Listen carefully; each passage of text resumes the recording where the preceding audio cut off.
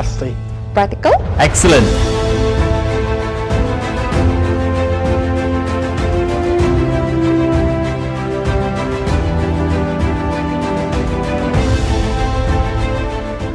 So in terms of the speakers, I think all of them are actually very good in the sense that they are more of a practitioner rather than in terms of the academic. So what they actually shared with us is actually very valuable because we are also practitioners and basically we could actually utilize what is actually being shared to us. More adaptive leadership. And adaptive leadership is who allows the people to come together and develop this solution for themselves because people are smart. We emphasize our environmental friendliness, try and do our best to implement the SDGs, which are the UN Sustainable Development Goals.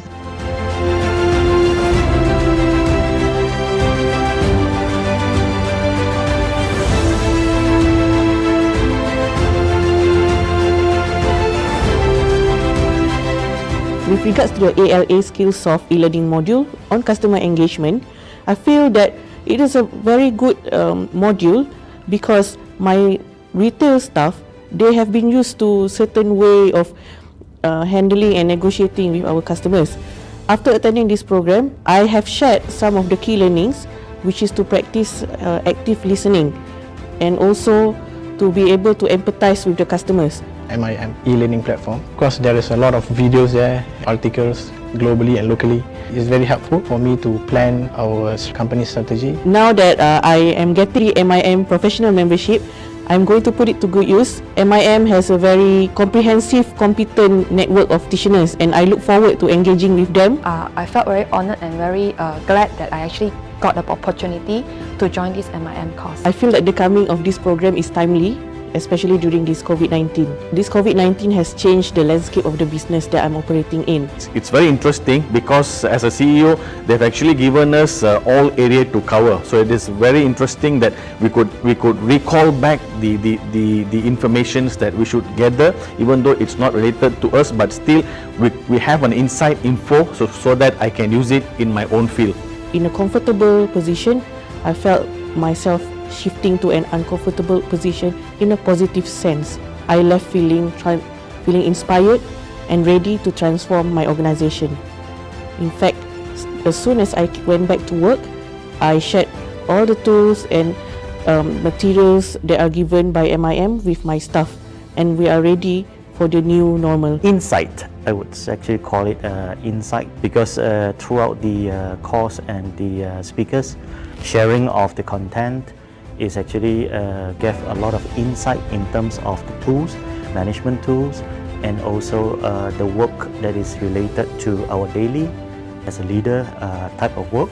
We get a lot of insight from this course content, which we can actually apply on a daily basis. Very, very sure that what I've learned here, it will definitely help tremendously in getting results for my business. The timing of this program is a godsend for me. I said I wish I've attended this program 20 years ago. I would have done much well in my business. Thank you, HRDF. Thank you, HRDF. Thank you, HRDF. Thank you, HRDF. Thank you, MIM. Thank you, MIM. Thank you, MIM. Thank you, MIM.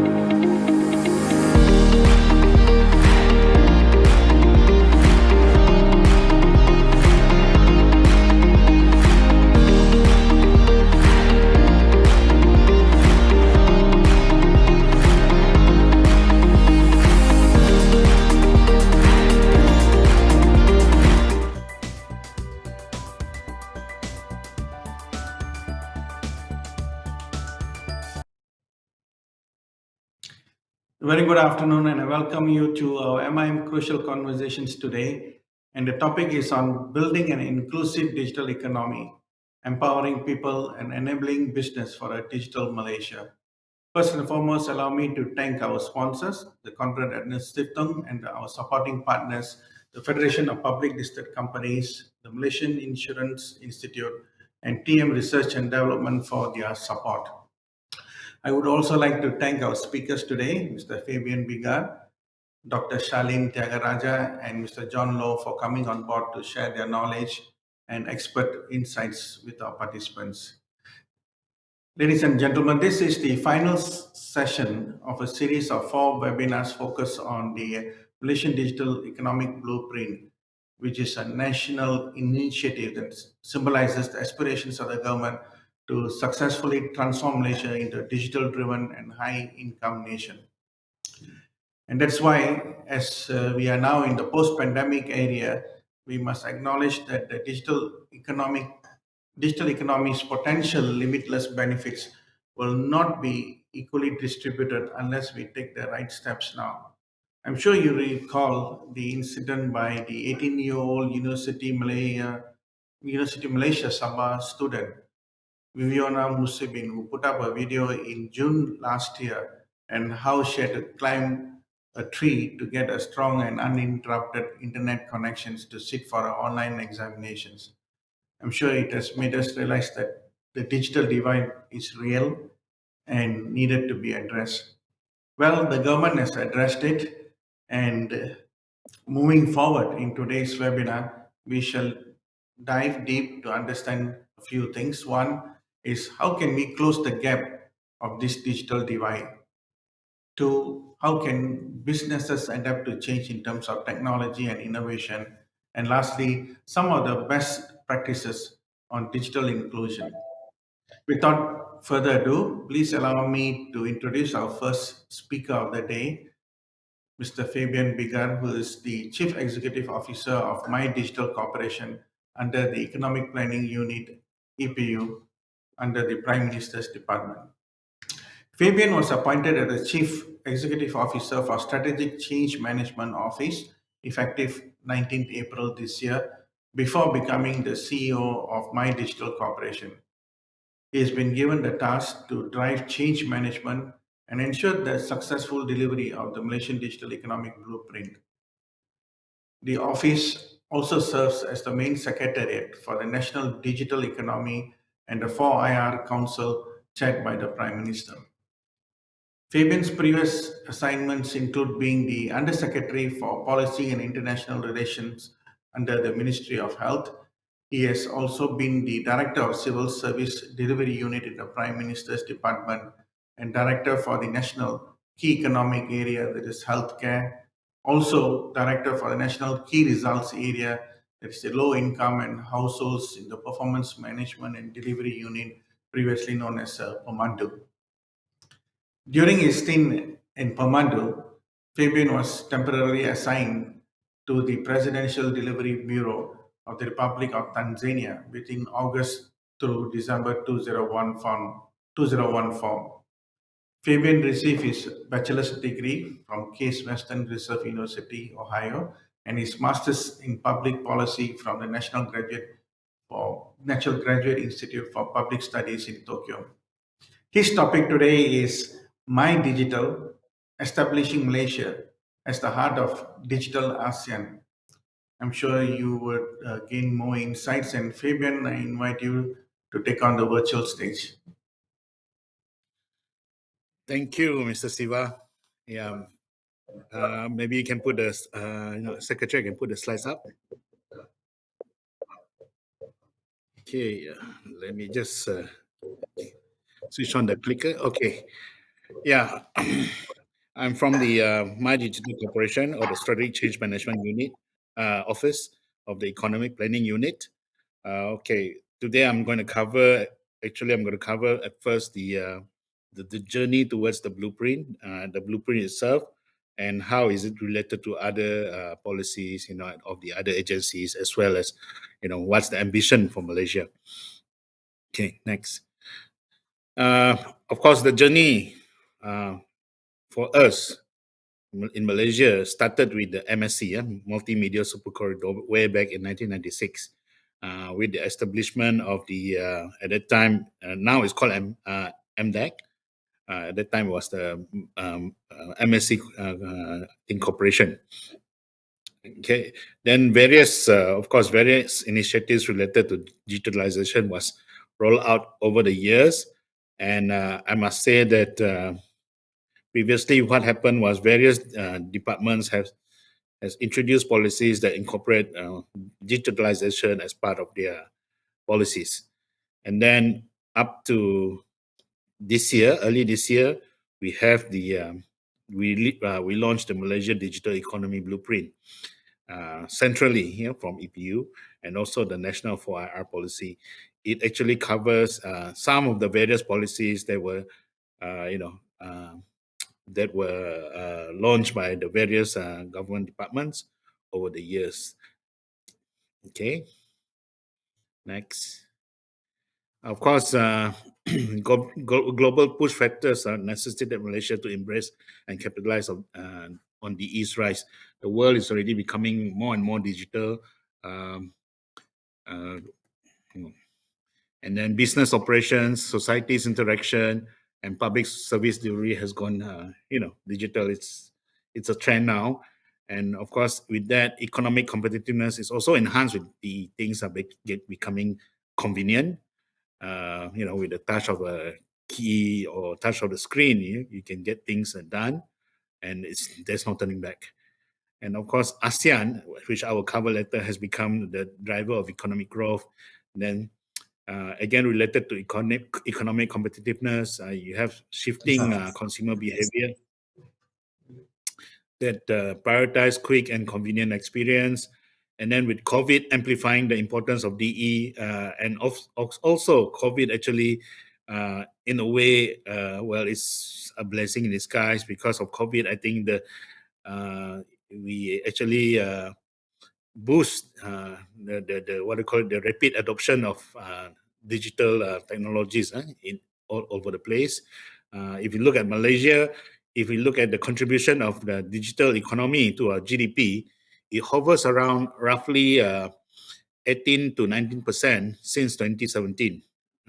In 2019, it was about 19.1%. And recently, the Statistics Department reported that in 2020, it has shot up to 22.5%. Actually, the 22.5% was our target for the digital economy blueprint. So now we have to revise our target because of that. And if you break it down further, in that 22.5%, the spike is due to the activities of the e-commerce. And of course, data is the new goal, it's quite, the use of data and it's the new currency, I would say. And then, of course, with digitalization, you have this problem of digital divide that you have to address.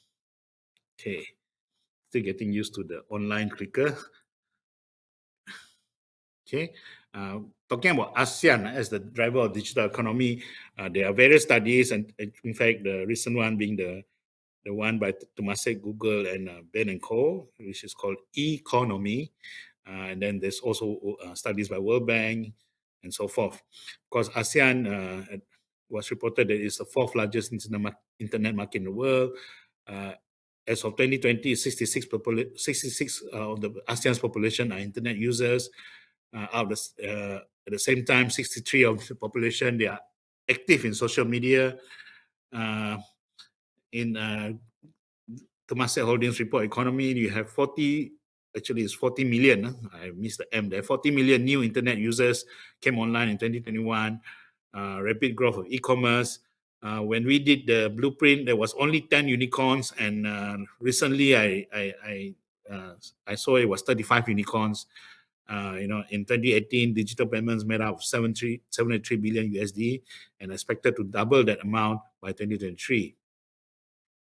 The annual growth rate of e-commerce revenue is 4 times higher than the GDP growth from 2018 to 2023, and estimated 1 trillion contribution to GDP by 2025. And then if you look at the You look at the small map, the one with the red dot color.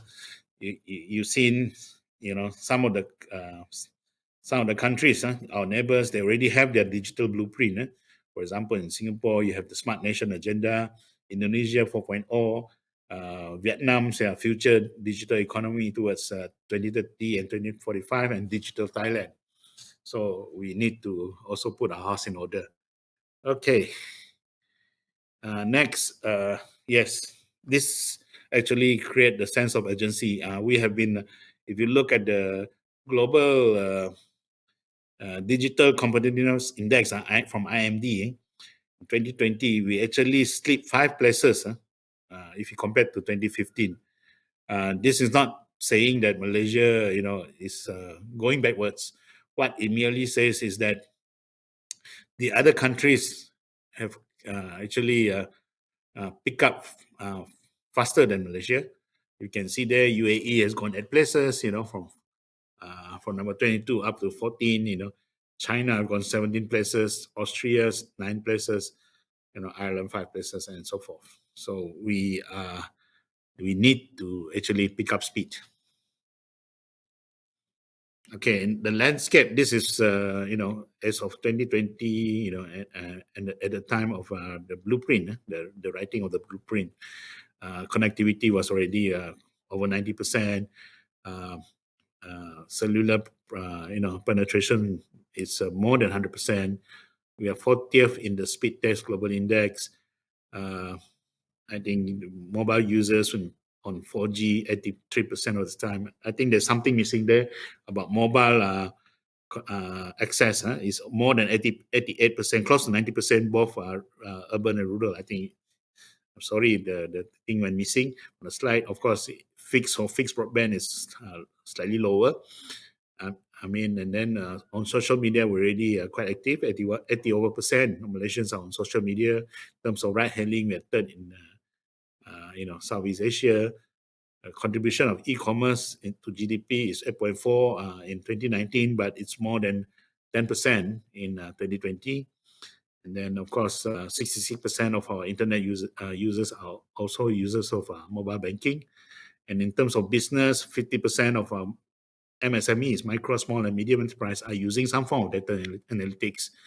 And then 44% are using cloud computing, and 35% deployed IoT. Okay, so in the blueprint, actually, there are 6 areas or 6, I would say 6 areas where they identify as things that we have to address. So number 1 is, of course, to have the digital first mindset and higher technology and digital technology adoption across the public sector. That's number 1, because of course, the public sector is servicing both the rakyat or the citizens and the businesses, so they need to be digital as well to be efficient and make sure that they can provide better services. And then, of course, the need to build more supportive ecosystem for local enterprises to digitalize. So the economy needs the supportive ecosystem. And then, of course, next is the deployment of better quality, of quality broadband and digital technologies infrastructure. This is like, having a sports car, but if we don't have a good road system or good highway, there's no point having a fast car, right?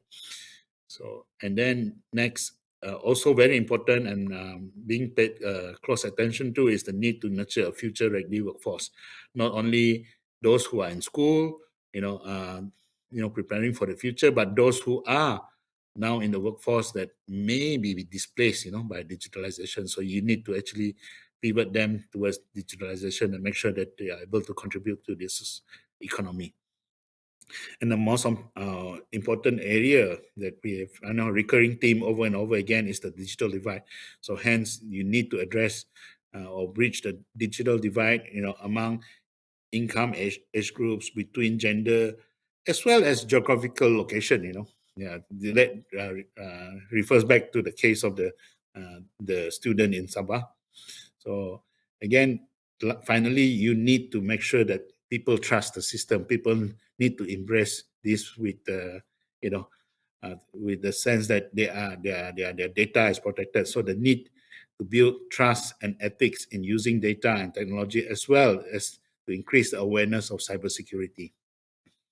Okay. Next. Okay. So in the wait, hang on. Sorry.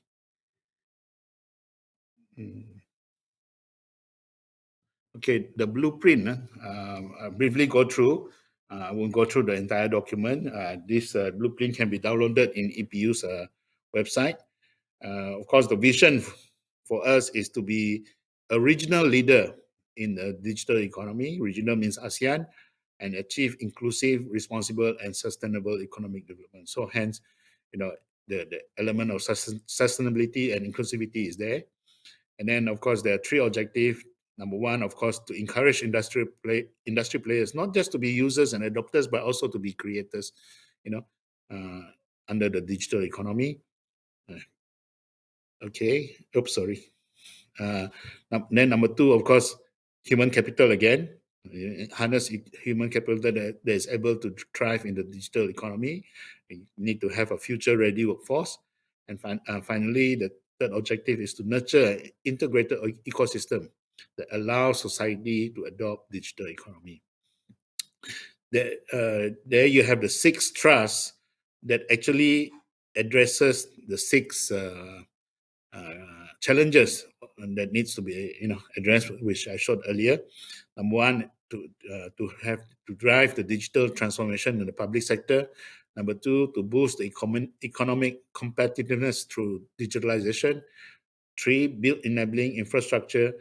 4, to build agile and competent digital talent. Number 5, to create an inclusive digital society. Finally, to build trusted and secure digital environment. So you can see that it actually mirrors the 6 challenges that was described earlier on. And then there are 22 strategies, and different strategies goes under the different trusts. And then under that you have 76 initiatives, of which 48 are national, meaning undertaken by national agencies, and 28 sectoral initiatives that probably follow the economic sector, and it varies between the implementers, varies between the government agencies and also the public sector. So altogether 76 initiatives under 22 strategies. I wouldn't go through each and every one of them, but I may describe them in our conversation later on. Okay, how do we actually ensure the implementation of the initiatives in the blueprint? Before that, I must say that the blueprint actually is for a 10-year period, so from 2021 to 2030, divided into 3 phases. First phase is the first 2 years, which is this year until next year. Second phase is from 2023 to 2025. Then the third phase is from 2026 to 2030.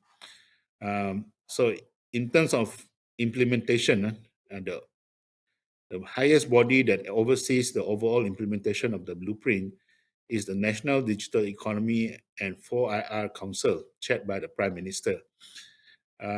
In that, there are 17 members of the council. Some are ministers.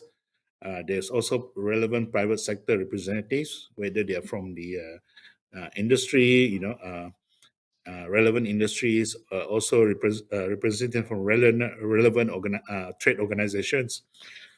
There are also academicians and civil society organizations. There's 17 of them. And then below the council, because the council doesn't meet that often, you have what we call clusters in our terminology, but it just means they are technical working groups.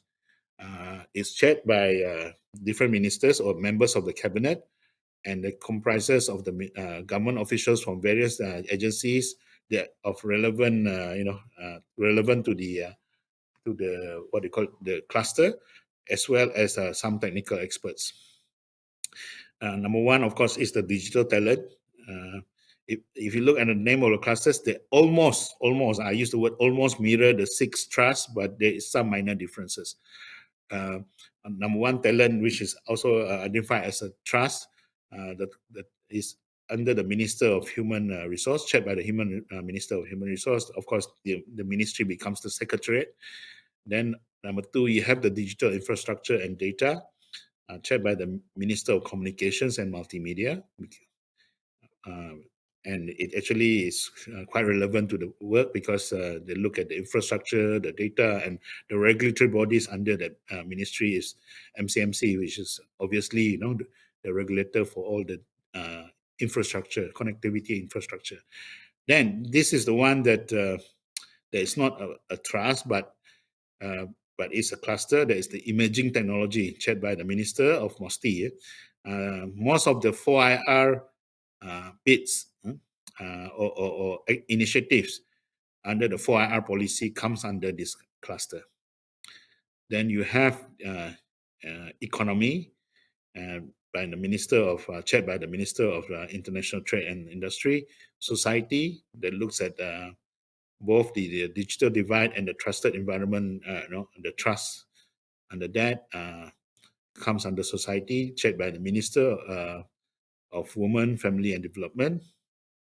And then finally, government, that looks at the transformation of the public sector, as well as cybersecurity and the related areas, comes under the government cluster, that is chaired by the Chief Secretary to the government, and the agency that is the secretariat to this cluster is MAMPU, Malaysian Administrative and Modernization Planning Unit. Of course, as I mentioned earlier, the representative comes from various agencies as well as private sector and academia. Then you have areas that cut across all 6 clusters, working groups that cut across 6 clusters. Number 1 looks at the agile regulation, including Sandbox and also GRP. That's the Malaysian Productivity Corporation. Cybersecurity naturally is under NACSA. Inclusivity and sustainability under the Economic Planning Unit. Then we have multiple working groups that fit into this structure as well. You have either federal or state government-led initiatives and the private sector, or academia-driven initiatives. One of it is the MyDIGITAL Alliances. I think Microsoft is part of it. And then on the side, you can see there's a steering committee that actually meets regularly with these clusters before they meet the council.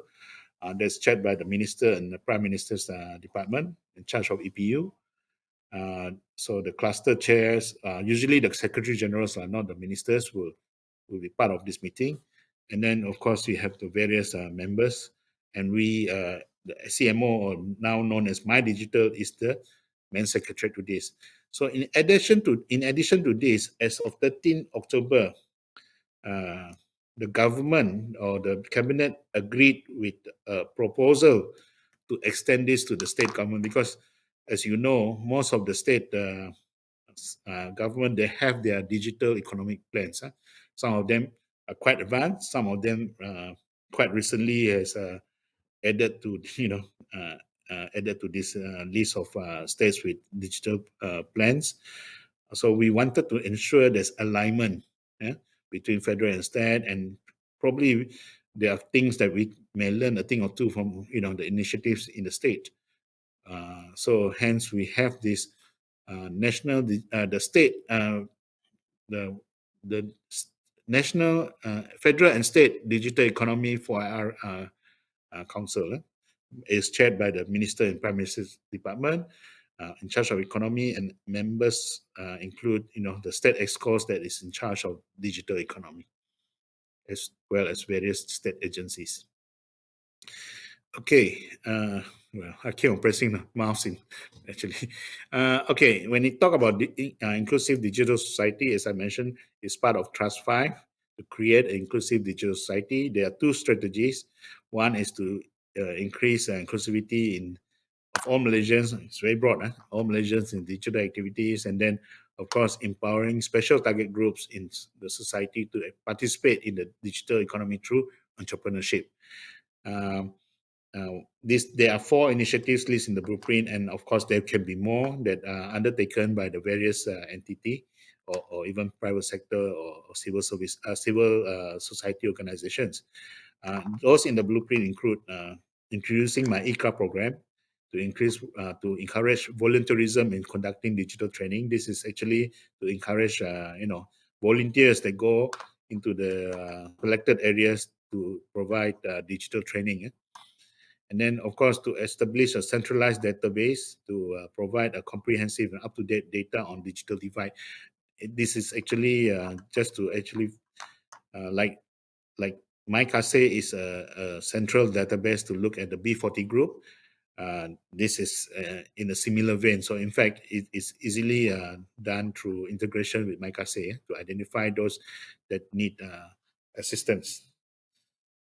Okay, and then number 3 is to promote electronic payment onboarding program for both merchants and consumers towards a cashless society. This is undertaken by Bank Negara. Number 4 is to provide an online platform to facilitate better access for vulnerable groups. This includes, this is actually quite related to number 1 as well, and also, groups like the micro players in MSMEs. They form this group as well. So a lot of assistance is provided to ensure that they can participate in the online entrepreneurship. Of course, notwithstanding that, the other clusters do or trusts do actually prepare us for inclusive digital society. For example, if you look at the infrastructure and data, cluster, well, it's also the Jendela program that is part of it is also something that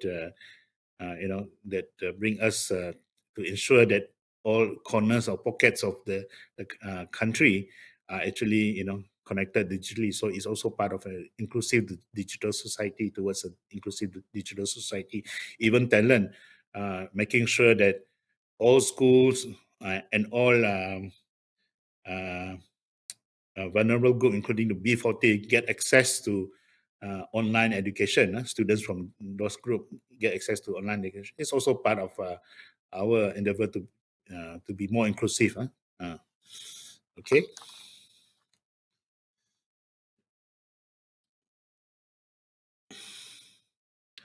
Oops. Okay, in terms of national alignment, as I mentioned earlier,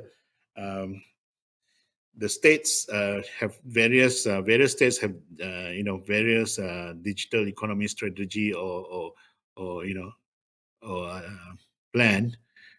For example, Sarawak started earlier than the rest of them. Sarawak started in 2018. They have their digital economy strategy 2018 to 2023.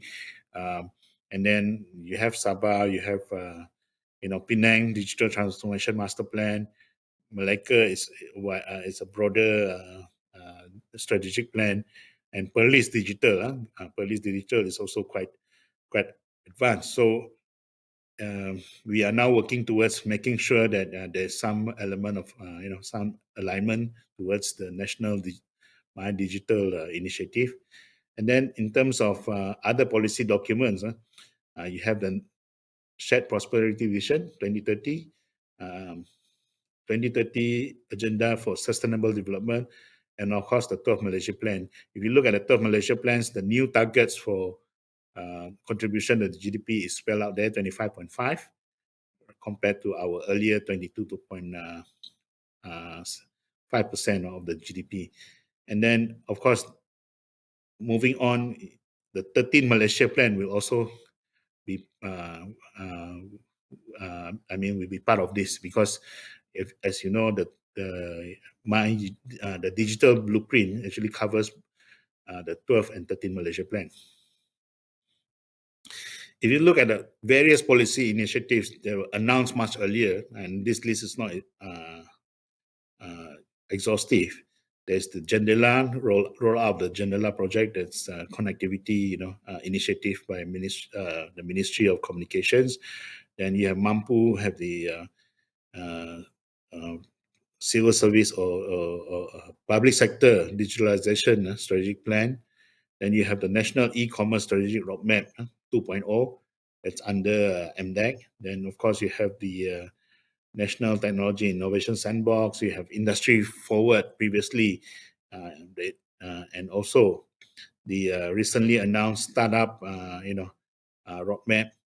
Then they are all actually, covered under both the digital economy blueprint as well as the fourth industrial revolution policy. So in terms of policy initiatives and alignment, these are the two major documents that all the various initiatives and policy will actually report to the council that covers both the digital economy and 4IR policy. Okay. Oops, I keep on pressing my mouse. In terms of targets for the digital economy, if you look at it, there's the for the people, for business, and for government. For the people, actually, it's creation of 500,000 new jobs across sector. 100%, there's a promise of 100% household with access to internet. In fact, the Jendela initiative, if you look at it, it intends to, by 2024, I think it intends to cover the entire populated areas with internet connectivity. Then all students will have access to online learning. These are key targets by 2025. And as for businesses, for the economy, you have 22.6% earlier. Now it's revised to 25.5 in the 12 Malaysia plan. And then in terms of MSMEs to adopt e-commerce, the target is at 175,000 of them. Attract unicorns for the first half, then subsequently another 3 unicorns by 2030. In terms of investment in digitalization, the target is 70 billion ringgit. And then there's also to increase the number of startups to 5,000. In terms of government or the public sector transformation, the target was brought in actually earlier. In fact, it's not 2025, but by 2022, all these targets need to be met. For example, 100% of civil servants have, need to possess some form of digital literacy. All ministries and agencies to provide cashless payments. And then we are also, this actually refers to federal agencies, but we also, encouraging the state government to also adopt some of these targets. And then in terms of end-to-end online services, by 2022, we expect 80% of them to provide this, and then 80% usage of cloud storage across government by 2022. These are the targets. So hopefully with those targets, we can achieve our ambition to become the leading digital economy in the region. So with that, thank you very much.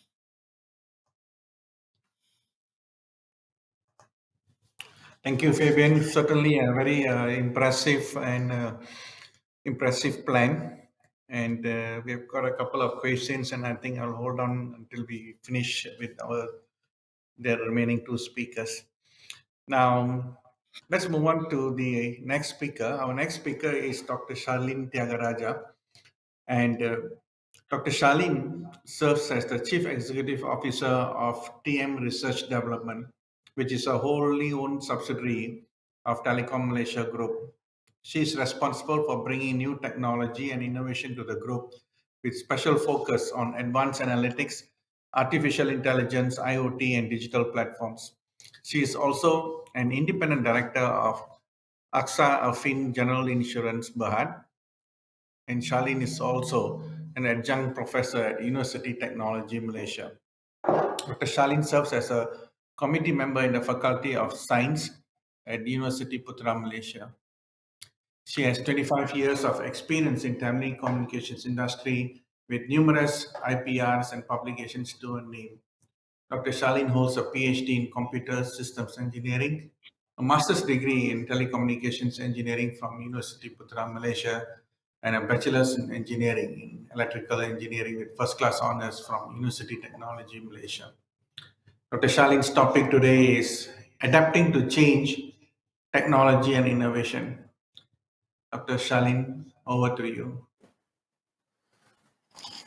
Thank you, Mr. Siva. Thank you for the kind introduction. First of all, I would like to thank the Malaysian Institute of Management and KAS for inviting me to this event. It's indeed an honor to be here. If I could have my slides up. Thank you, Michael. So today I would like to share TM's story on how we have been striving to accelerate the commercialization of technology and innovation, and more closer to home, TM R&D, how we have taken our research output and bring it out to the global market. And if I have time, I would like to share 3 use cases of what we have done supporting TM's internal digital transformation, as well as some of the works we have done for the external enterprises. So quickly, a little bit about us, an introduction of who we are and what we do. As mentioned by Mr. Siva, we are a wholly owned subsidiary of the TM Group. I do hope that the TM Group needs no introduction. We were incorporated in 2001, and today we are an independent subsidiary reporting to the Group CEO.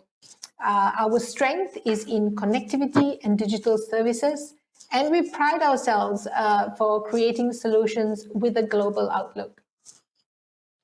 Now, our story has not always been rosy, yeah. And when I first joined TM, years ago, R&D was known as a place to rest and die. R for rest, D for die. And no one expected much from us because we were a bunch of geeks in lab coats. But I'm happy to share that over the last 5 years, we have changed all that. And let me tell you our story. Yeah? So as mentioned, we were incorporated in 2001.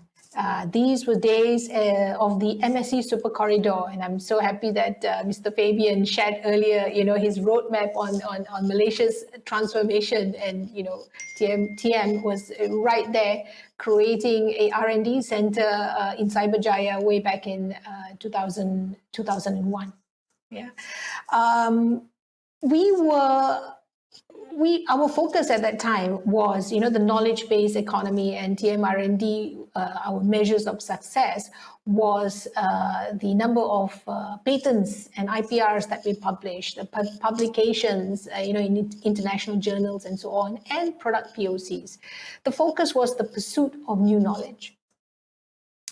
And we had an excellent team at TM R&D then, where the team created many great innovations and inventions, but we generally stopped at POCs because the hurdle for commercialization was just too great. But in 2010, if you were to follow this windy road that we went through, we started to become a little bit more focused in our research work. Yeah, and TM identified 4 research themes, largely on connectivity, but we started on digital services and tools to help change our business processes and bring us a little bit more efficiency. And on connectivity, of course, which is our core business, was to build a network that was more effective, efficient, and elastic. Yeah, so we started investments in digital at about 2010. So in 2016, when I took over, I realized that TM R&D could not survive if we were to stop just at product POCs and IPRs. Yeah, we needed to take the next bold step, which is to commercialize our product and bring it to market.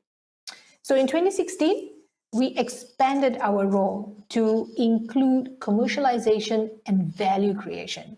And here is where we started to do things differently. And I've articulated, or I've listed down 3 things that we did differently.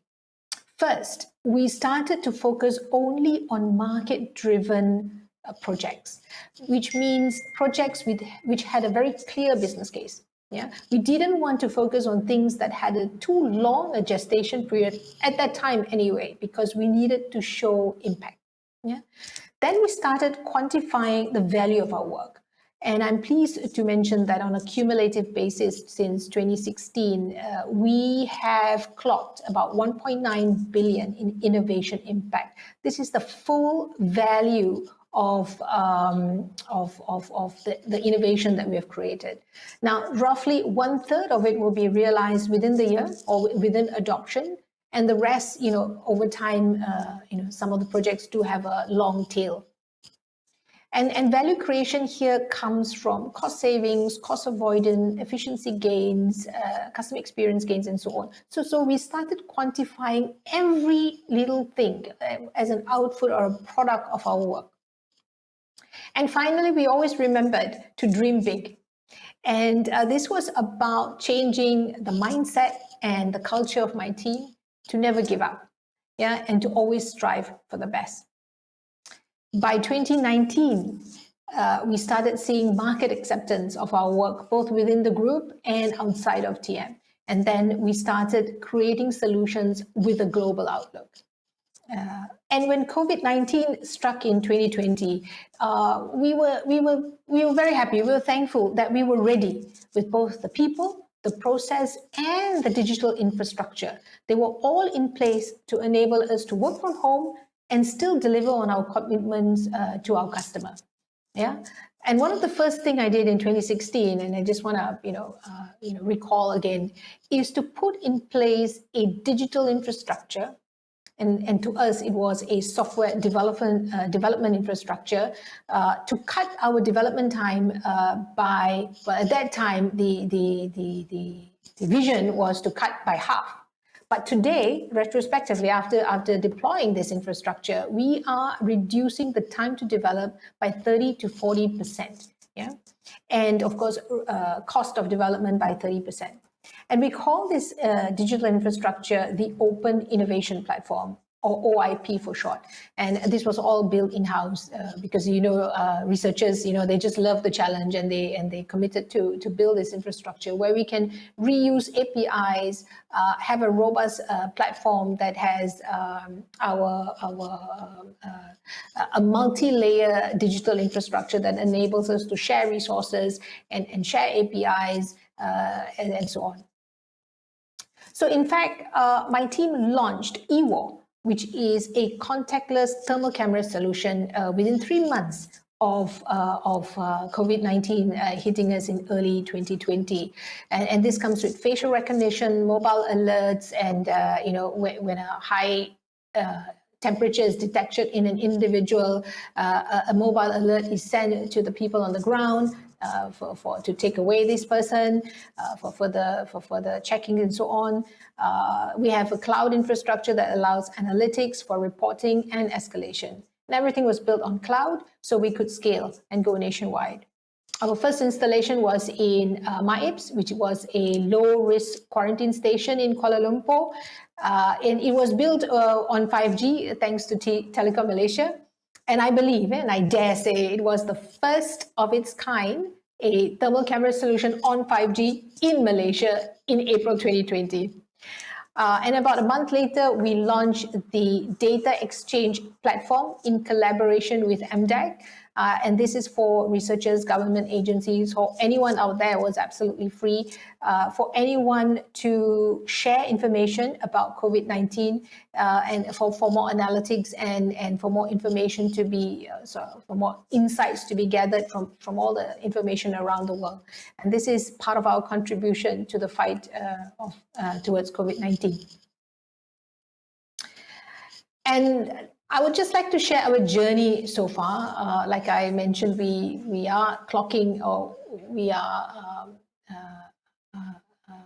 calculating the innovation impact that we have done throughout the years, and we are now at 1.9 billion. We have 2,800 IPRs and growing. We have created a new class of digital assets, which we call APIs, or data and service APIs. We are clocking about 1,400. We have brought to market about 21 products so far in the short span of time. Kudos to the researchers that we have at TM R&D and the support from the group. We are running more than 55 million API calls on our Open Innovation Platform, which is a software development platform and a data brokerage to enable us to share information very quickly. We are also winning awards, thankfully, for some of our work. And contributing to global standards. 7 of our papers have been accepted as standards in the Global International Forum of ITUT, 3GPP, and so on fiber and copper. And these are all the hard work of my team. Next, I was really excited when, the government launched or unveiled its MyDIGITAL blueprint, and as Fabian shared, a little bit insights on some of the thrusters that the MyDIGITAL agenda is looking at. And here at TM, we are happy to support the Digital Malaysia agenda. And why is it so important? And this is my 2 cents in this topic, Fabian, if you don't mind me just adding on to your preso. Because it is, as it says, it is to transform Malaysia into a digitally driven high-income nation. And my most favorite one was to be a net exporter of homegrown technologies. And so, I believe the Digital Malaysia agenda is predicated on the MyDIGITAL blueprint, and it's so important to make Malaysia competitive. And one of the ways is to create a niche, for ourselves. As Fabian mentioned, all other countries are also, fighting to get market share, mind share, and investments from everyone. And so we too need to be competitive. So for Malaysia to attract FDIs, we must certainly offer something unique. And for us to stand out compared to the rest, we must collectively, create a smarter ecosystem to innovate and create IPs and solutions with, of course, a global outlook. Peter Drucker, one of the gurus on management years ago in one of his papers, said that innovation is the creation of new wealth. And latching on to his work, I created this value creation pyramid from an R&D standpoint, where we are looking at the layers of what you need to go or to do to reach the pinnacle of value creation. And this is my 2 cents. So starting off with ideation, creating as much as you can, at the bottom, and amassing as much intellectual properties as you can for the organization, and this will be assets for the nation. Commercialize it and try selling it, whatever that's really great and unique, export. And right at the end, the ultimate value creation to me is to create the next unicorn, both for me personally, my personal aspiration, my dream big aspiration for TM is the unicorn, and as well as for Malaysia. So looks like I do have some time. I would like to share, some of the things that we have done around digital innovation, both supporting TM and Digital Malaysia. I've put 3 here. SWIMS is one of them, where we created this as an Internet of Water solution for water companies. This is utilizing the power of massive IoT to modernize and improve efficiencies in the water industry. Water is such an important element, and it's listed very clearly as one of the ESG topics, in the ESG blueprint that we read about. Water being a very, very important and scarce resource. Later, I'll talk about, and then the second one is Petrol, which is a very internal TM kind of product, where it's a next generation cable cut detection platform with AI. And the final one is Force. And the reason I added this here is to show what we started building it for internal TM, and then, found it so useful and started sharing it with the external market. And now we have several clients on it already. So back to SWIMS. One of the benefits of SWIMS, and this has already been deployed with a water company in Malaysia, is that with AI and of course pressure sensors, we were able to detect, and one of the main benefits, able to detect non-revenue water, and this is where the ESG component kicks in. I hope kicks in very clearly for this company. And non-revenue water is a terminology I learned from the water industry for abnormal use of water or abnormal usage. This is what happens when there's either leakage or theft.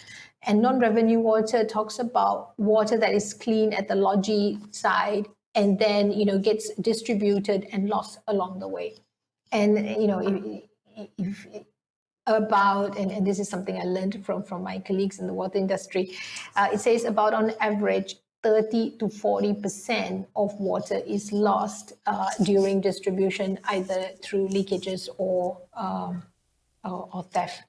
And sometimes it can go up to almost 70% in certain areas. So our solution managed to increase the visibility of what's going on by 30 times or 3,000%, and can detect leakages using sensors and our AI algorithm for faster detection and restoration, saving the organization millions. And this is an example of how digital technologies can improve the quality of water and, of course, the quality of water distribution for the rakyat. Petrol, if I may, is an internal TM use case where we applied AI and IoT capabilities to provide early warning alerts in areas where TM's infrastructure has a high risk of being destroyed. Just to give context, roughly 50% of TM's network outages are due to third-party cable cuts. And we all can relate how frustrating it is to have no internet. Internet has become like the air that you breathe. You don't think about it when it's there, but it's a major inconvenience when it's not there, and an operation nightmare for a telco. So back to this solution, we use the dashcam with AI, of course, and the system automatically checks if an unregistered civil or construction activity is close to in close proximity to where our cables are being laid, underground usually, or overhead. And then we use AI to assess the risk before sending an alert to the network team for investigation. I'm happy to share that we have passed the POF stage, and we hope to go to roll out nationwide very soon. The third use case is FORCE, which is a workforce management solution to streamline one's operations across the entire service chain. And this is an interesting use case because we started building it for internal TM and then found users or found companies who actually required it, to manage their own workforce. So, for example, for TM, we are managing more than 2,000 workforce nationwide, and the job is to digitalize the process to improve the handling time, of getting a ticket or getting a order request or a restoration request. On average, we managed to improve productivity by 40%, and this is by doing away a lot of the manual escalation of work. Because in the past, we would need to manually get an order, and then it's manually sorted by regions or by areas, and then passed down to the field operating teams to go to the respective tamans and so on. So imagine this being done in every state, in every little province, and so on. So the amount of manual work that was required to just get one thing done was quite fast or easily done via digitalization. And the best is with digital, you are able to communicate on the fly with your teams anywhere. So if there's an urgent repair work to be done, you can contact and communicate the person closest to that area.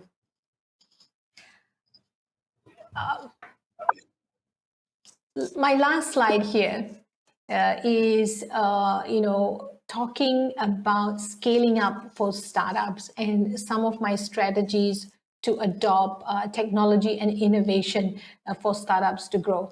And we look at ourselves like a startup as well, because TM R&D is actually a very small organization within the group.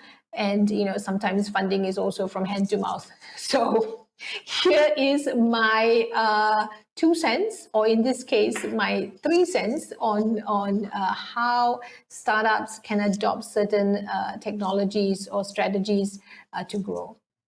And my first key message would be that digital transformation is a journey. So don't just buy systems, and this could be true for enterprises as well. Don't just buy systems.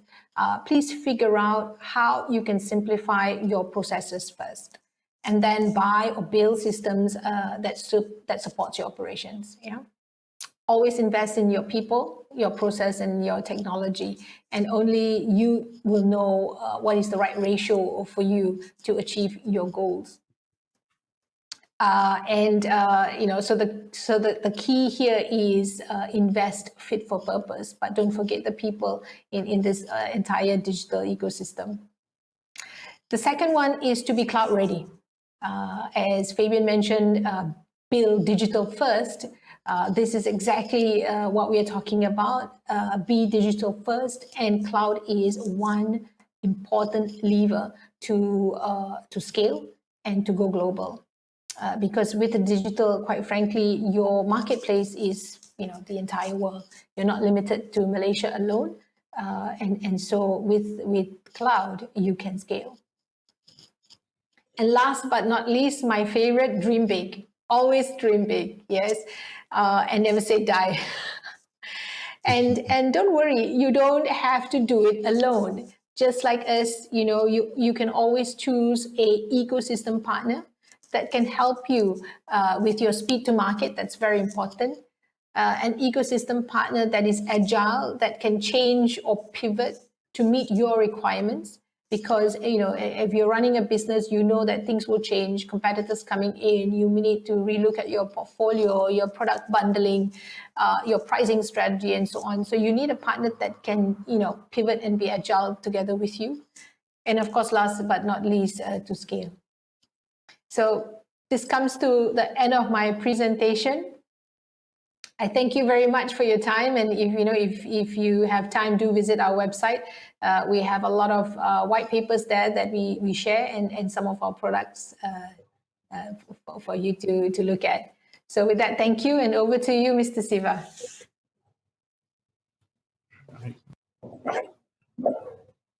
Thank you, Sharlene. Thank you for sharing the three things that you did differently, you and your team differently at TM Research. You're talking about just now rest and die. Maybe I would like to suggest you are there to revive and drive, R&D.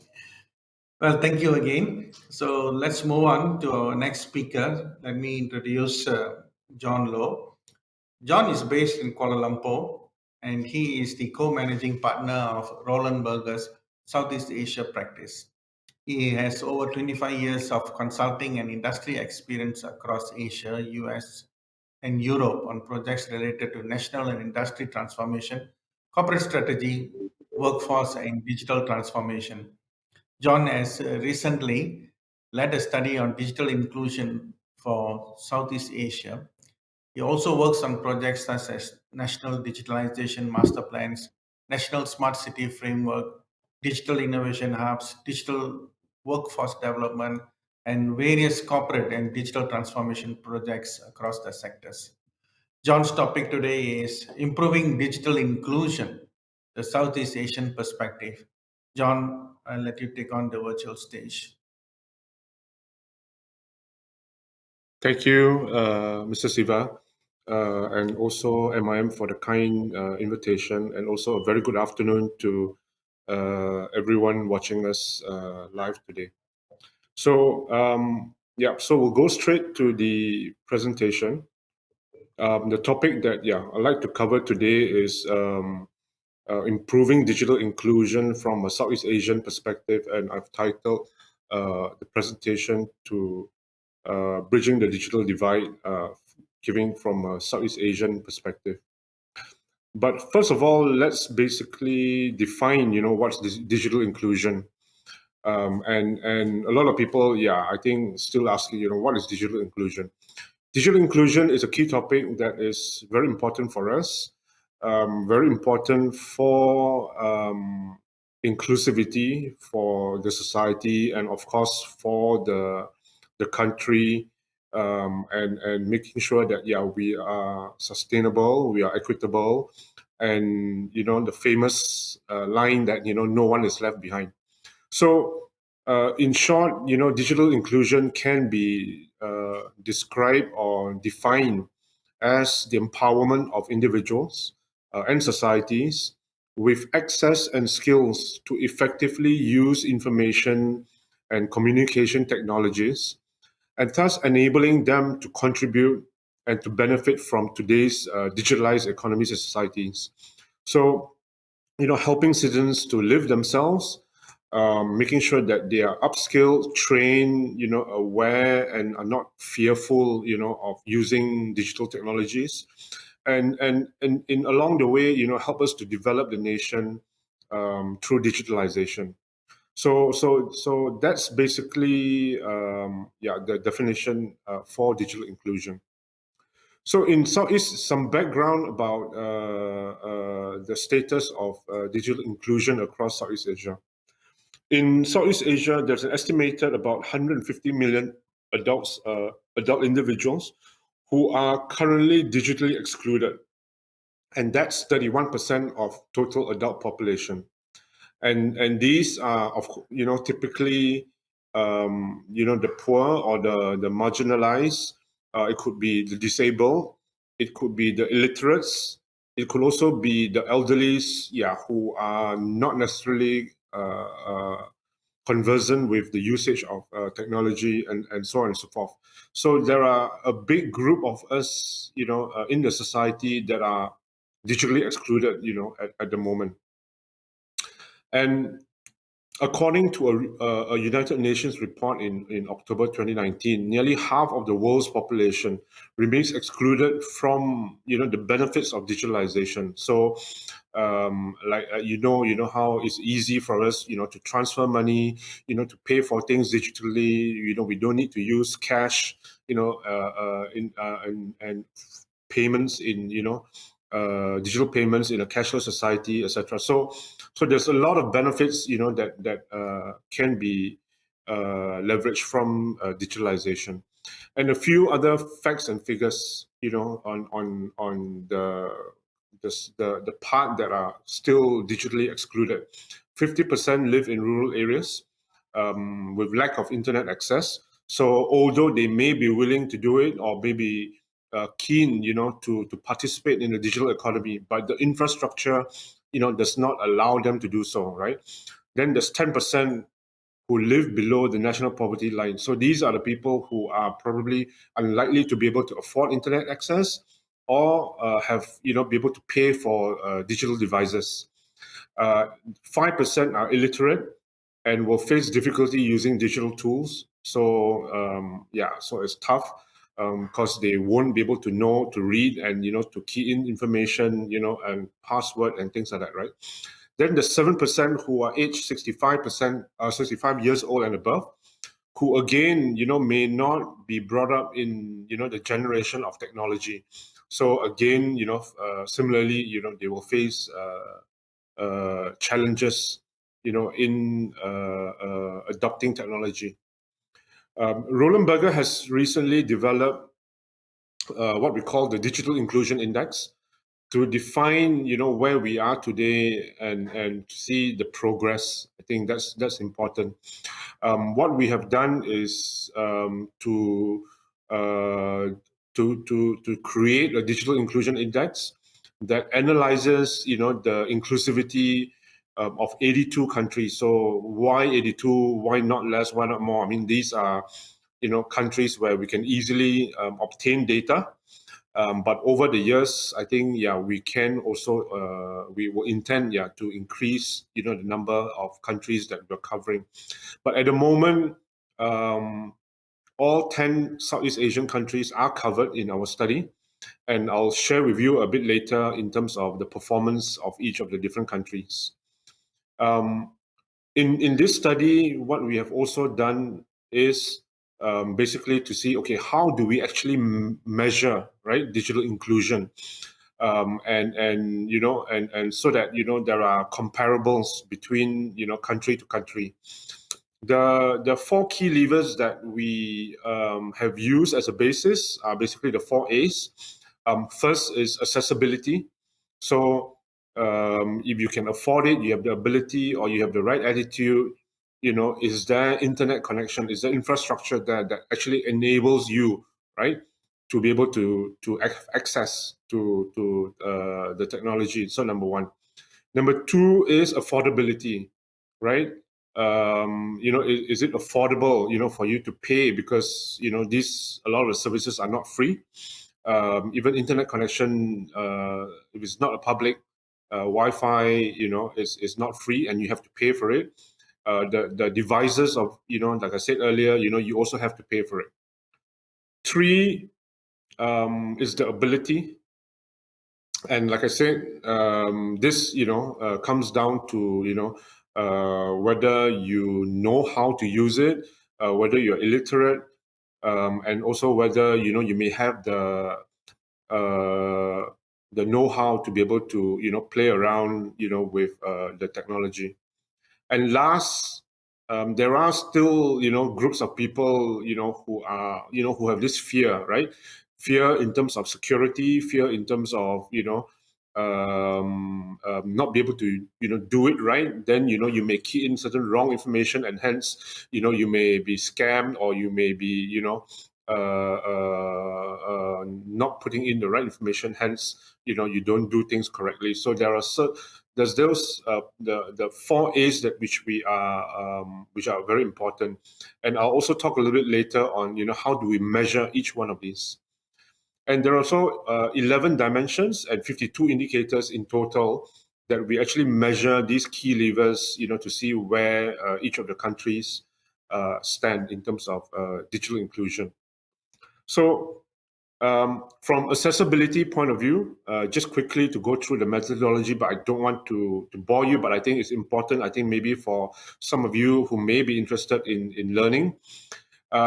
In terms of accessibility, we have four dimensions to measure how strong, you know, for each of the countries are in this particular lever. So the first one is usage. You know, there's five indicators that we use. So we measure internet connectivity, mobile coverage, you know, fixed line usage, you know, etc. Quality in terms of bandwidth availability, in terms of speed, in terms of latency. Infrastructure, we have 9 different indicators looking at the whole network coverage, Wi-Fi coverage, you know, availability of data centers, you know, investments that are going into infrastructure, you know, etc., etc.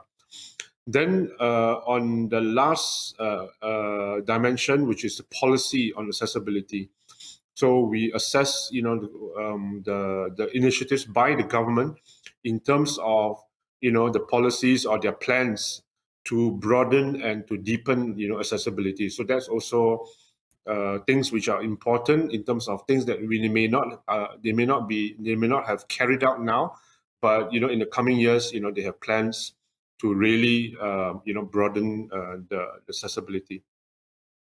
Next slide is the next key lever is affordability. So the first is on price. So we look at, you know, the price of handsets, the price of tariffs, the internet, you know, charges and things like that. So we looked at the 4 indicators of for price. Then for ownership, there's three main indicators in terms of smartphone ownerships, PC ownerships, or laptop possessions, to really understand, you know, the ownership. The next lever is ability. So we looked at, you know, the education level, the length and digital literacy. So we measure that. Participation, we have 4 indicators looking at digital commerce, e-participation, and social media. And the last lever is basically attitude. Yep, where we looked at the corporate enthusiasm. So basically looking at company technology adoption. And then also on trust and safety, looking at safety issues, relevant policies in terms of, you know, what can go online, what cannot, and also on cybersecurity, on trust.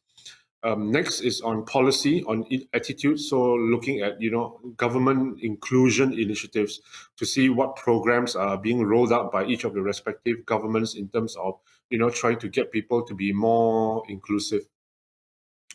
Yeah, sorry, I think it's interesting, you know, for us to understand, yeah, how and what dimensions are we and you know, that we are measuring, so that there is a clear apple-to-apple comparison between the countries.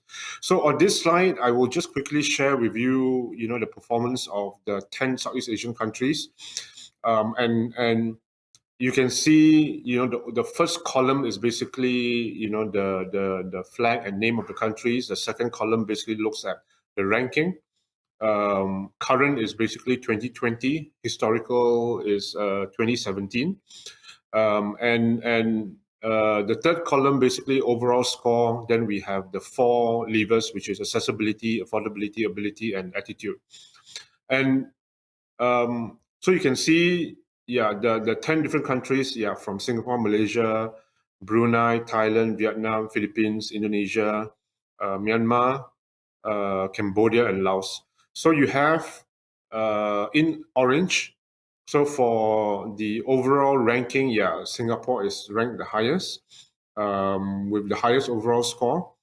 And then for each of the levers, we also identified which country is the leading in terms of each of the levers. So Singapore leads accessibility, affordability, and ability, whereas Malaysia ranks highest, you know, in terms of attitude.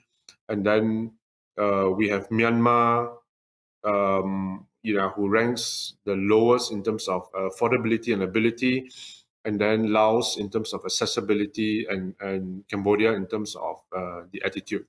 And you can see a lot more green arrows, so that's really good to show that, you know, a lot of the countries are really progressing in terms of inclusion, except for, you know, some minor red arrows which shown that the levers have actually dropped in the past 3 years. In the next slide, yeah, and so I think, yeah, I'll spend a little bit more time, yeah, trying to explain, you know, our digital inclusion framework to see how we actually, you know, can recommend or can help, you know, to identify what are some of the levers, you know, to improve digital inclusion. So it's a 2x2, roughly a 2x2, you know, right? Looking at the horizontal axis, looking at the 4 levers: accessibility, affordability, ability, and attitude.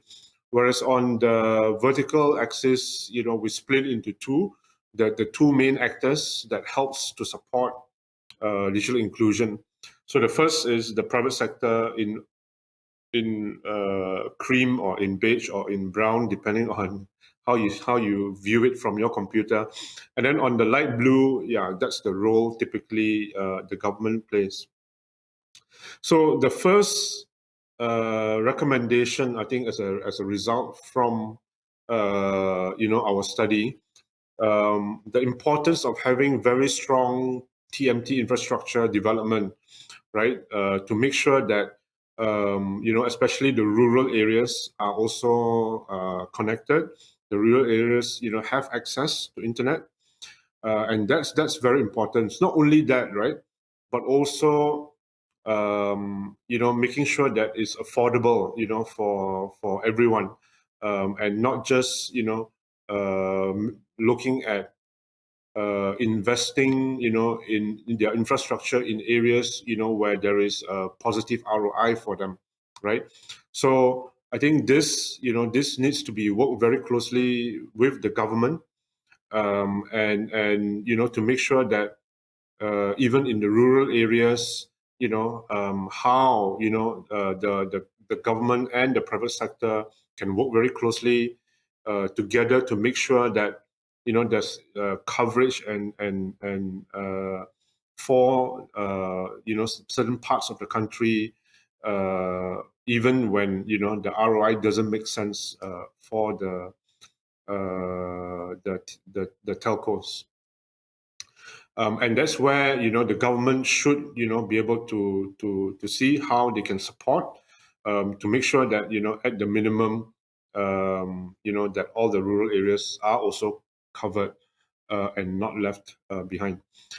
Number two is even with very good infrastructure, the right content, the right applications, and content must also be very well generated, right, to cater for all walks of life. So content, that is be able to create, that for example, people who are deaf, right, people who may have problems or problems for the disabled, for the the people who may be have certain kind of disabilities, so that the content also suits them, right, and they're able to participate, and tools or applications where even the blind can participate and to participate in the digital world.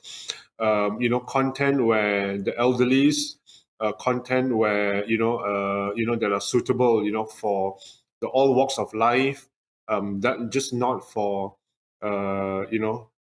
people who are fully literate or can always pay for it. So and there's also studies where companies that also focus on being inclusive and looking at the even the marginalized or the people who are excluded currently, there is a 15% upside to their business potential. So studies have shown that by focusing on those who are by being inclusive, there's actually a good business potential for these companies.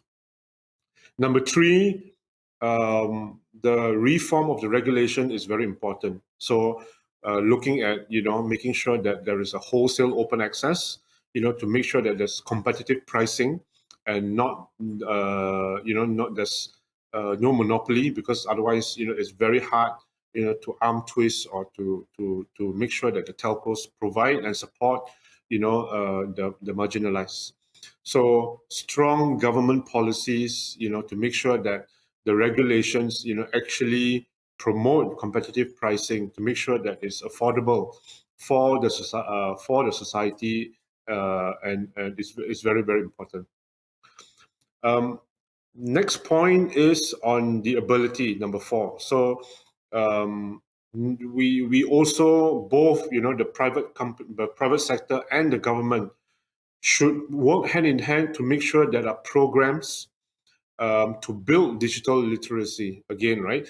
To build the right skills, to make sure that they are supported in being trained, or in being coached, and making sure that they build the literacy.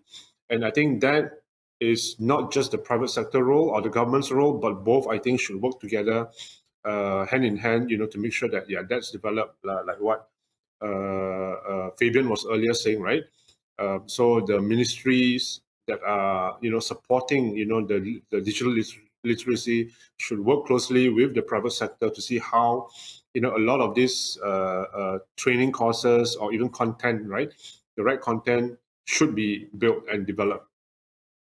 Then number 5, in terms of attitude, I think, like I said earlier, providing a safe digital environment is very important. The assuage of security fears. People now still very scared, right, to key in their credit card number, and to be able to want to do certain things.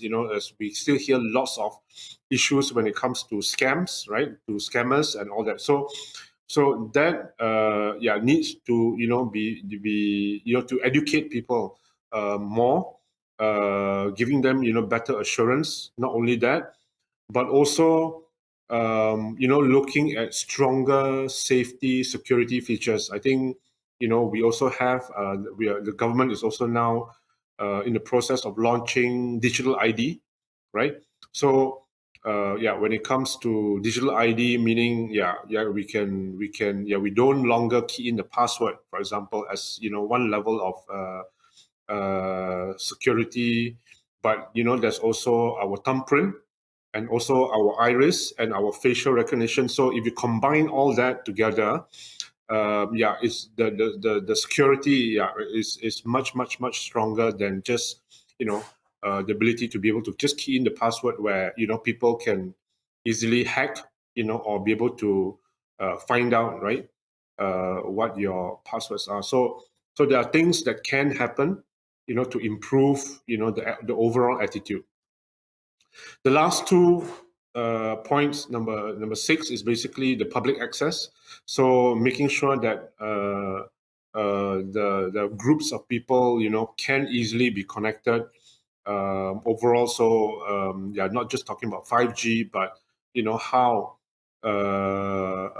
access can be provided to the marginalized or to those who are financially challenged, and to be able to provide free internet connection or Wi-Fi access to these people.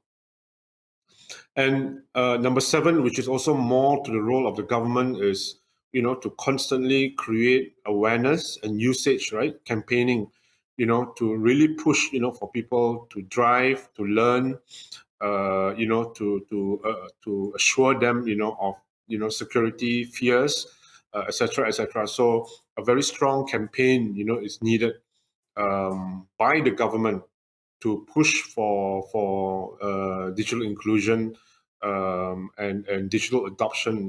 Not just for certain groups of people, but for everyone as a whole. So that's basically the 7 key recommendations in terms of what needs to be done from the 4 levers perspective, as well as the private sector and the role of the government, to further drive digital inclusion in the country. But it also probably the same points are also probably applied, applicable to other countries. So that's all from me, and I hope that it has been helpful. And thank you once again, and passing it back to Mr. Siva. Right. Thank you, John. Thanks for sharing the statistics and performance on digital inclusion in Southeast Asia. Now, I will post some of the questions that have been asked by our participants. First and foremost, these are some general questions. So let me look at the first one. This is on broadband subscription. Okay, broadband subscription for B40 group stands at about 49.3% currently, as compared with 90.7% for M40 and 99.7% for T20. But with all the M40, T20, B40 children still need to be educated, right? So the government stopped Malaysia plan is aimed to get about 100% of urban and rural households subscribed to internet. The question is this realistic? And what can we do more to ensure that this is achieved early than planned? Because we are looking at Malaysia being the leader in digital economy, right? So if you're looking at a 10-year plan, that is, the right things are happening, innovation and digitization, everything is being accelerated. So looking at that, is that a real strategy, a real reality, and can it be brought forward? What needs to be done? Maybe I can just quickly Sure. jump in. I think there's 3 points. I think if you look at closing the gap, for the B40, right?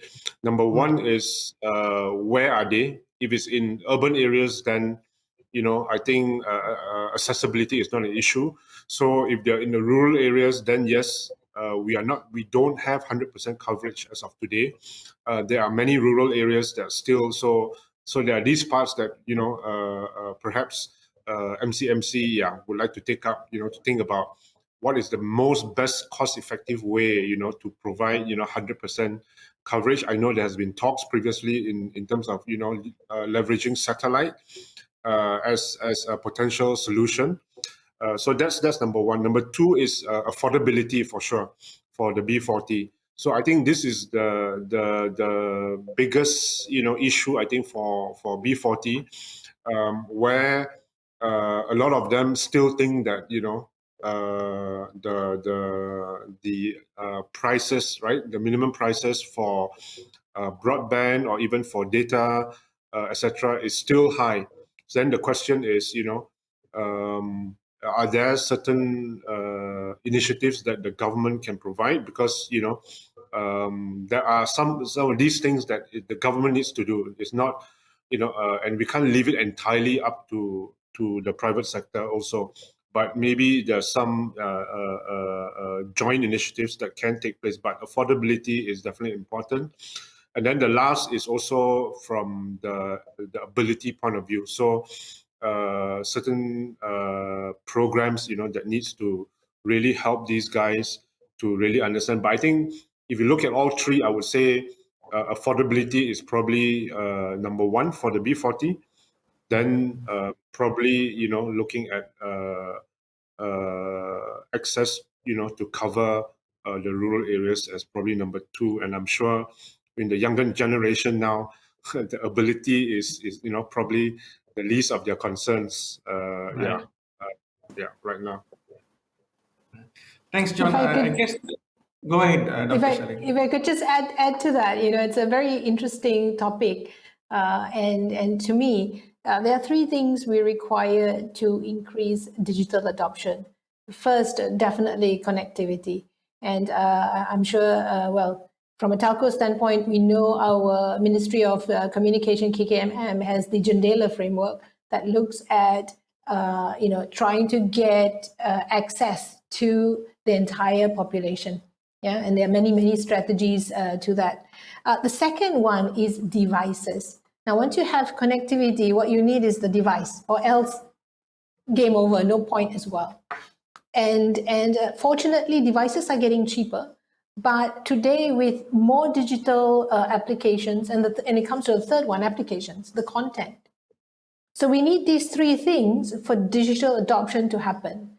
And devices is, kind of tangles with the content. If you need, a little more high-end content, then you need a little bit more high-end device, and so on and so on. So it's an ecosystem that needs to be put in place to enable every Malaysian to have a device, connectivity, a device, and suitable content. It's from me. And also, Dr. Sharlene, perhaps, affordability is also important. Of course, goes without saying. Because we could have great connections, we could have the device content, but we are looking at the B40s, in terms of the affordability.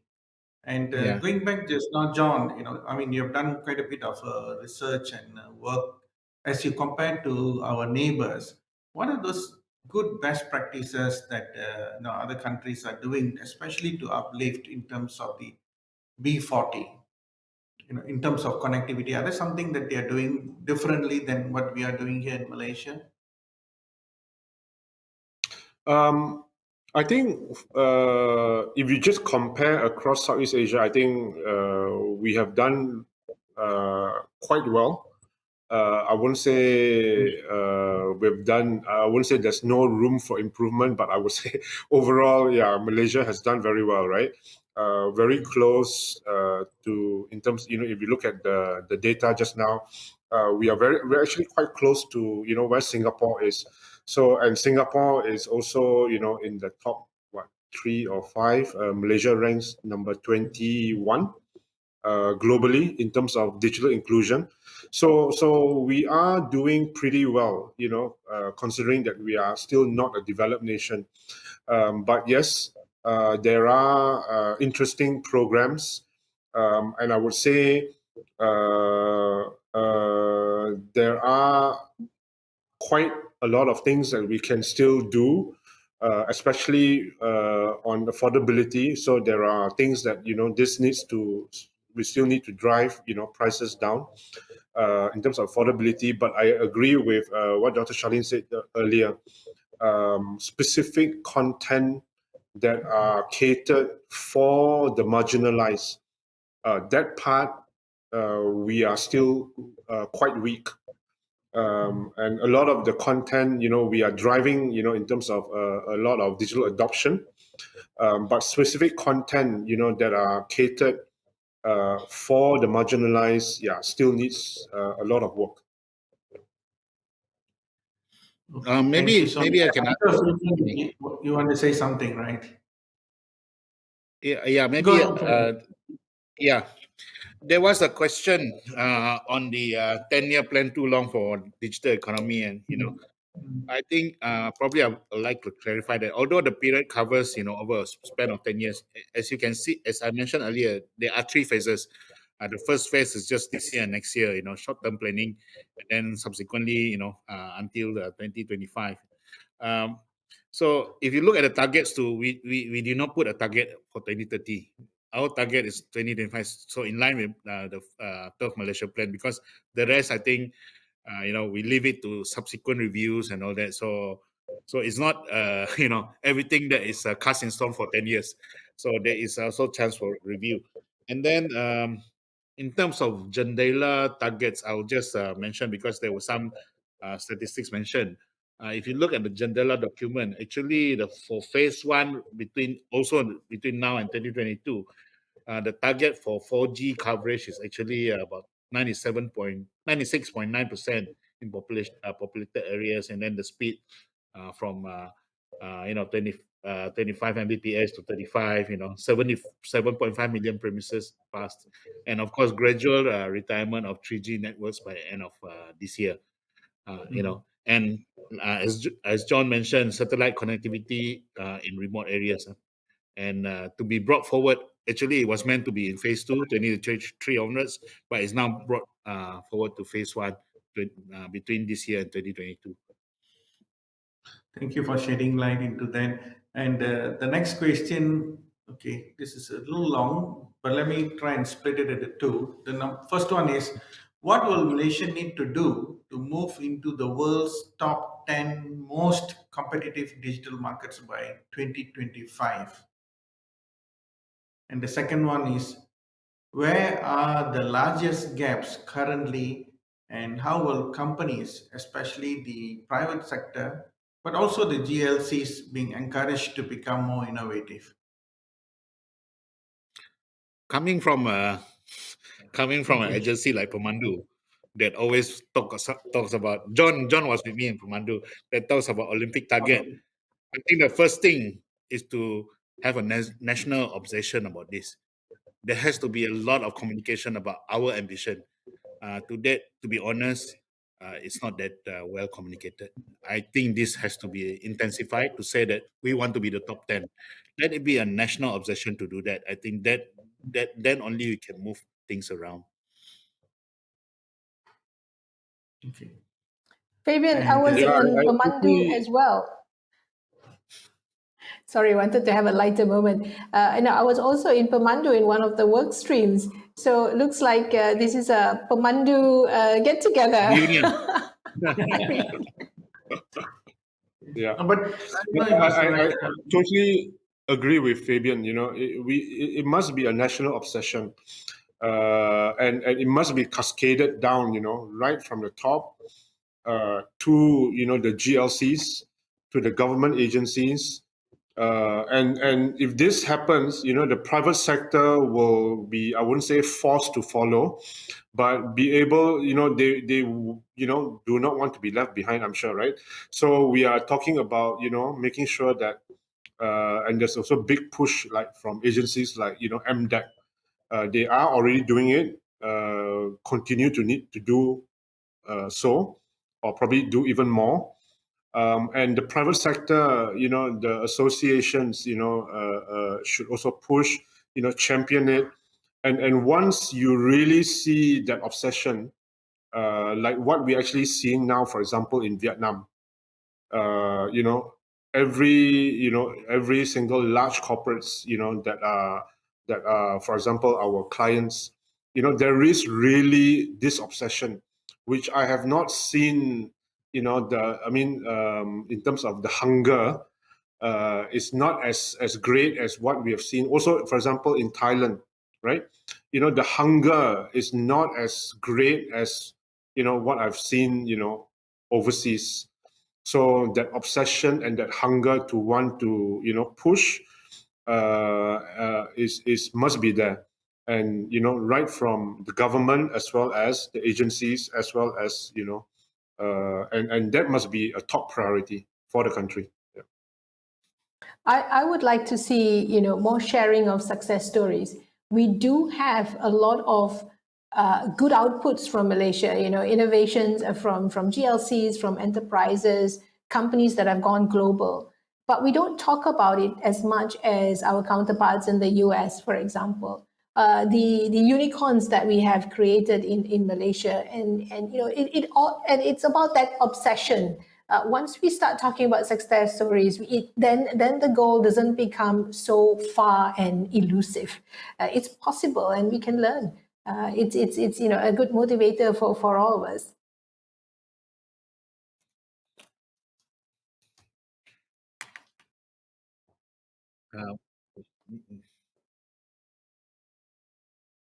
No, many other times, you know, we would have done a lot of good work and it's not being marketed, and then sometimes the awareness, if it's not being instilled, then we will become semi-digital. Now, I'll move on to the next question. This is about gender. In Malaysia, women make up only 35% of the technology workforce. There's much potential for women to thrive in technology sector as a result of their high soft skill aptitude, particularly in the areas of creativity, effective communication, and problem solving skills. Now, the question to the panel is, what support systems are required to draw more women to the tech industry, especially as ICT is viewed as an enabler of economic growth? This is a very good question. As the only female in this panel, I feel obliged to speak first. But I love this question, and I get this. What makes you to go into the IT, yeah, or in the digital world? Yes. You know, we can talk about, you know, having the government pushing it more, schools, teachers, and so on. But I think fundamentally, we need the parents to play its role, to share with your kids that it's science and technology is not the domain of just your brothers and the male, you know, because, you know, your kids listen to you, and give them confidence that science and technology is for all. To be honest, technology is no longer, or coding is no longer like coding in the past, where you really need to go down to machine language, and quite frankly, it was pretty tough. But today, coding, AI, for example, is very much simpler. There's a lot of tools available. So there is a whole span of technology and innovation. It's no longer the hardcore developing algorithms, for example. It could be just applying the tools to make life easier, or to make your work easier. So I think all of us can play a role, definitely the parents closest to the children. Just to share with you, some of my best product owners and coders and even data scientists are women in TMR&D, and I'm very proud of all of them. Any other inputs from the rest? I think like any other, I don't think it's really, when it comes to gender diversity, I don't think it's really whether it's tech or not. I think it's just general, right? Because, I mean, like it or not, I'm not being gender biased, but, you know, women tend to want to stay at home.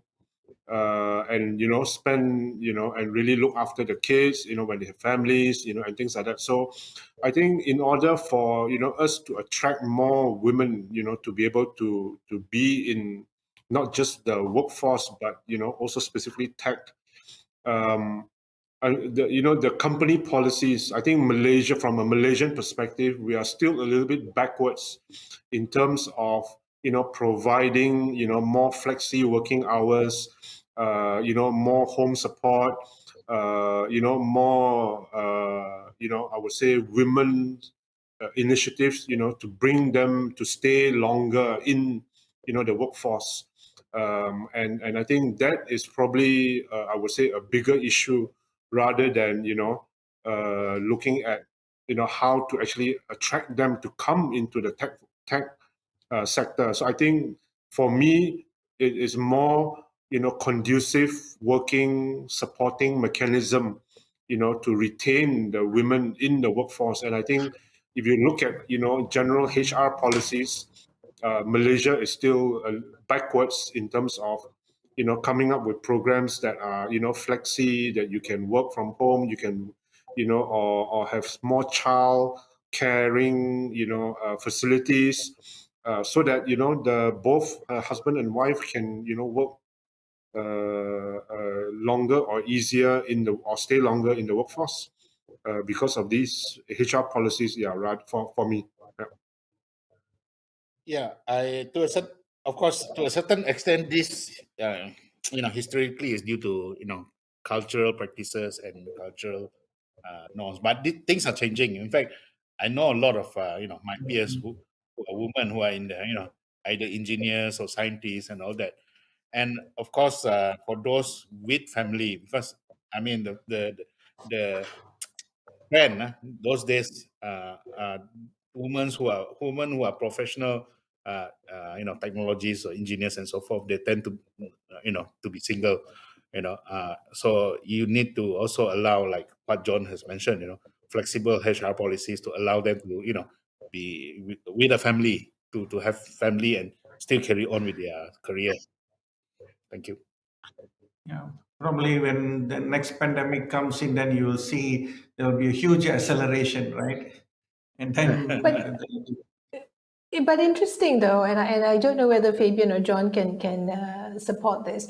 I believe that they are, and I was in a panel recently, and they spoke about more women are entering the universities compared to men in terms of ratio.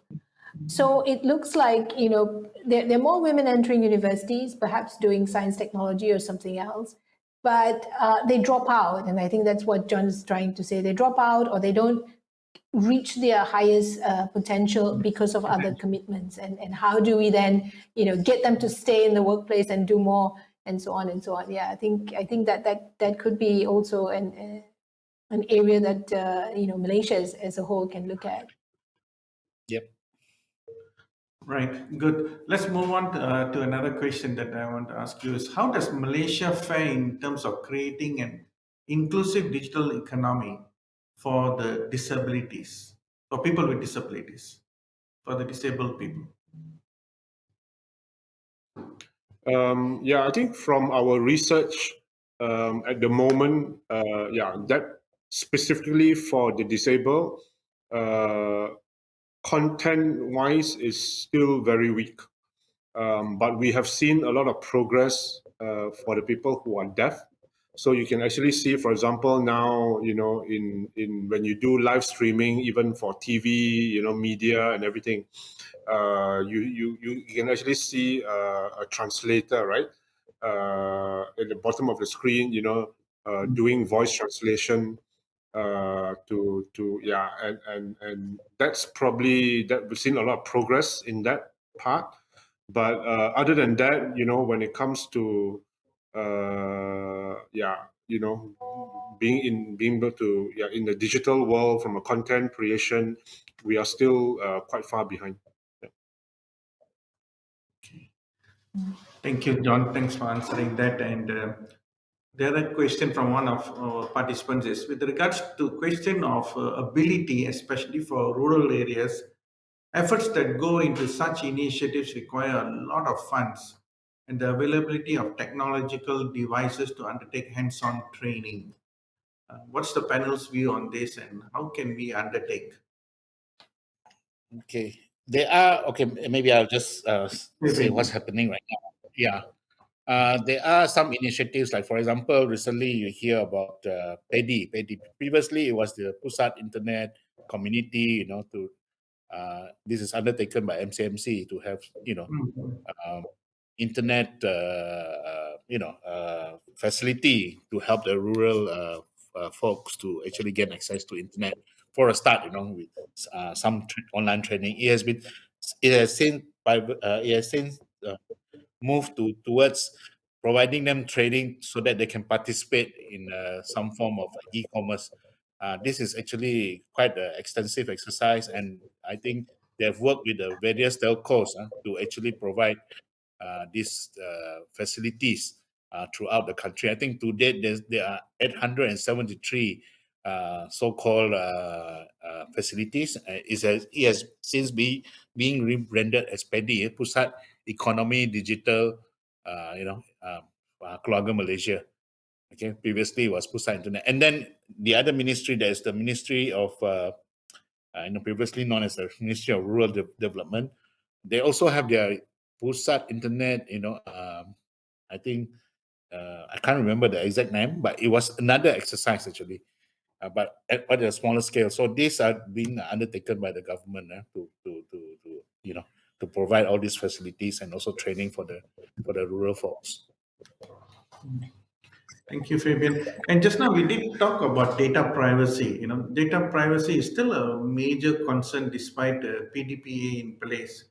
What assurance can the government provide to ensure there is no breach that would occur and then that would increase the participation rate? As far as I know, I think the PDPA is currently being reviewed also to include, to make sure that it's up to date. There's as much as I know, and also with the advent of inclusion of data, digital identity, national digital identity, and also the national, and also the digital signature, what do you call it, initiative that is ongoing. It will be revised, and this is actually one of the initiatives under the blueprint. Right. Right. Thanks, Fabian.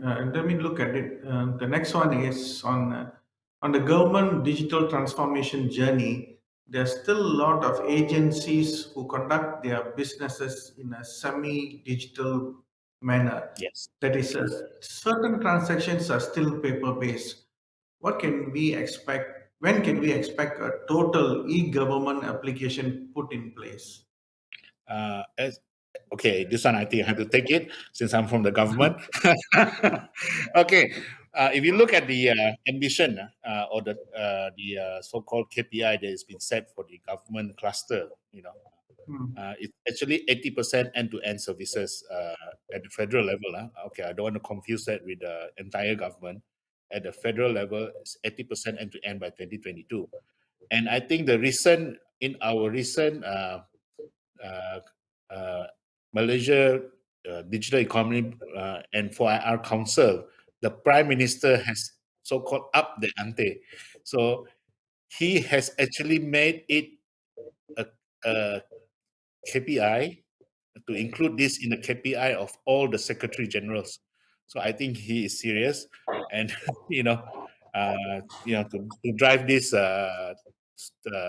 initiative to make it a reality. So it is happening, and I think we have been receiving reports. It's just that, of course, we have to verify those reports. A certain percentage. This is going on, and also I think this is where the state and the federal, the council, we need to be aligned, because if you look at the touch points, most of them I know this complaints about digital transaction. If you look at Kumunda's report, it's usually around opening of business or even land transaction, and this actually is mostly at the state level, because it's under state jurisdiction. So So therefore, a lot of these initiatives, we also need to make sure that the state agencies are also aligned with our ambition.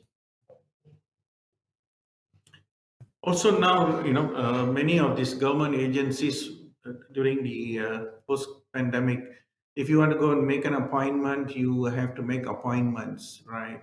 I'll just share with you today. I wanted to change my passport, right?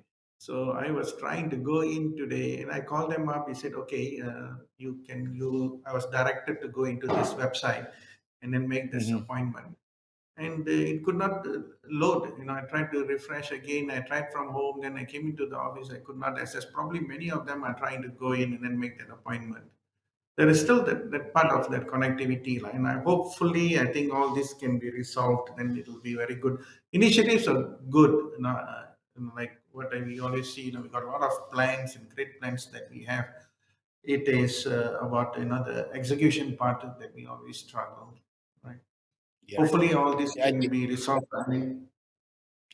Yeah, you were saying something. With respect to your case, in fact, I also suffer the same thing, in establishing my corporation, because but then I can't blame them, because Yeah. it's under the law. Sometimes things are under the law that it has to be done face to face. Like for example, registration of my digital corporation, we had to make a real appointment face to face to submit the documents. We can't submit it online, and the reason why is because it's the law, you see. So that being one of the problems. Second, I think towards your issue, I think it's more of connectivity, as you say. We can't take on the lots. We have to upgrade our services. Another thing is another common problem I find in agencies is that it's not so much of the process. It's only digitalization because you can fill in the form electronically, but then you still have to print and submit it. So that's not full digitalization. So I think that has to be made clear to a lot of agencies that this is not enough. It has to be full digitalization, make it convenient and all that. Because there are instances, of course, I also hear from from the public that you call it digitalization, but it's not a real digitalization. You still have to, print and submit it, physically. Only some processes. It's not end to end. Yeah. Yeah, and having said that, that could be, sometimes on and off here could be one or two incidences, but let's look at it positively. We have really progressed. I think just now John did share the statistics. We should feel proud where we are, and then pursue, and bringing about the awareness. And folks, thank you so much. We've almost come to 4 p.m. and I want to congratulate you for taking time off, especially John. You had connectivity issues, but you drove and came physically to MIM, and then you joined us. I mean, that's awesome. That's the spirit. So, ladies and gentlemen, thank you so much, and I would like once again, to thank all the three of you, Fabian, Dr. Sharlene, and John. Thank you for joining, and I also want to thank all the participants who have been with us today. We have got a lot of questions, and I hope we managed to answer as much as possible. And please do join us for our the next one is a hybrid conference that is happening on the 7th and 8th of December, which is focusing on beyond a pandemic and transforming the micro and small medium enterprises. So look out for our email invitations. And as we approach the year, we have planned an attractive lineup of webinars for throughout the year in 2022. So do stay in touch with us. So once again, thank you so much to all our sponsors, CAS, TM Research, all right, and all the others. Thank you so much. Goodbye. Thank you. Bye-bye. Thank you. Bye.